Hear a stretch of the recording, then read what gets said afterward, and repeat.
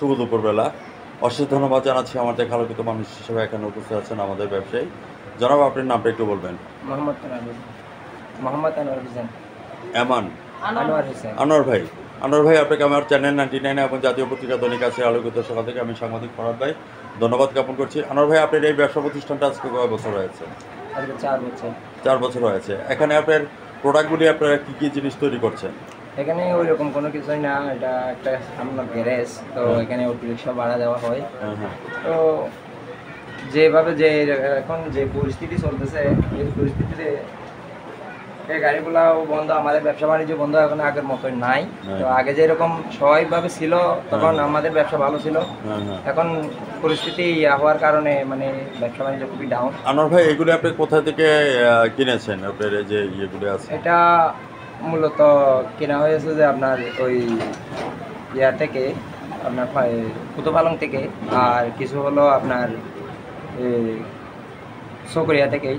এগুলি কত করে কিনা হয়েছে আপনার? এক একটা মূল্য আপনার 70, 75, 85। এবং বিক্রি করছেন কত করে? বিক্রি এখন আগের মতো ওই রকমই নাই, এখন 60, 65 ওই রকম। আপনারা যখন জিনিসগুলি যখন কিনেন তখন আপনারা ডকুমেন্টস হিসেবে কি জিনিস রাখেন? আমরা বিক্রি করার সময় ওদের আইডি কার্ড আর একটা স্ট্যাম্প ওই রকম।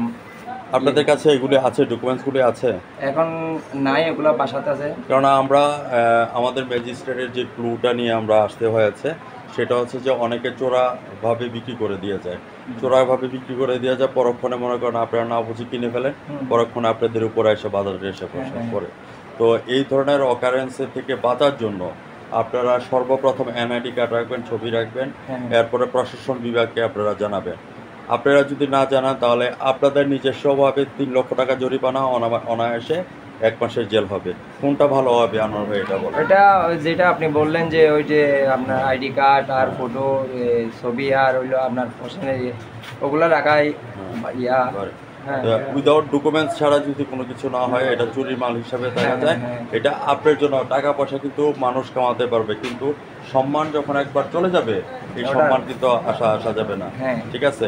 তো এই জন্য আপনার কাছে আমার একটা রিকোয়েস্ট থাকবে, এনআইডি কার্ড নিজে ছবি তুলবেন, ছবি তুললা এনআইডি কার্ড, তারপরে পিছনে যে বোর্ডে যে নাম্বার থাকে এগুলি অ্যানালাইসিস করে প্রশাসনকে প্রয়োজনে জানাবেন 999-এর মধ্যে। জানানোর পরে এখান থেকে আপনার জিনিসগুলি কিনবেন, কিনে এরপর মনে করেন যে ইয়ে করবেন। আর না হয় মনে করেন যে আপনি ফাঁদে পড়ে যাবেন। এখন আমরা যখন ম্যাজিস্ট্রেট নিয়ে বা আইন বাহিনীর নিয়ে যখন আমরা প্রশাসনটা যখন আমরা করি তখন আপনি বলবেন যে সাংবাদিক ফরহাদ ভাই আসছেন, আপনি যদি এই জিনিসটা বোঝাইয়া বলে দিতেন তাহলে আমার জন্য সুবিধা হতো। এখন তো ভাই আমি পরে গেলাম একটা মহাবিপদী জিনিসগুলি কেনার জন্য। এই জন্য ভাই হিসেবে একটা কথা বললাম, আপনি এই জিনিসটি ডকুমেন্টসগুলো ঠিক মতো রাখবেন। জিনিসপত্র কিনেন, ডকুমেন্টস থাকতে হবে। আপনি এখন বর্তমান যে আইনমন্ত্রী আনিস ইসলাম সাহেব, উনি যেভাবে প্রশাসনকে চাপ দিচ্ছে বা দিচ্ছে, ম্যাজিস্ট্রেট আমাদের ইউনুস দ্বারা মানে ছাড় দিবে না কোনো অংশে।